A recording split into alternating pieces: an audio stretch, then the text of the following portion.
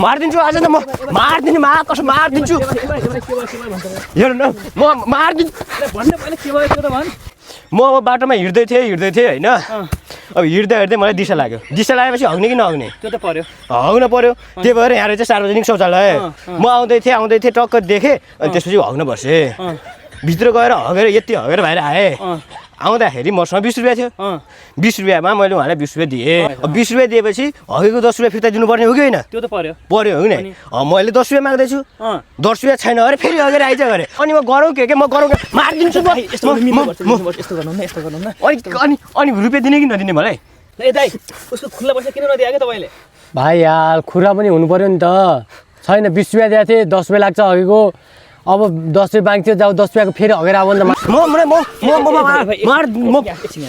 मतलाई समात हेर बाबु यस्तो गर्नुहुन्न के तैँले यदि दाइलाई यो हानेर टका भनेर मारेको भए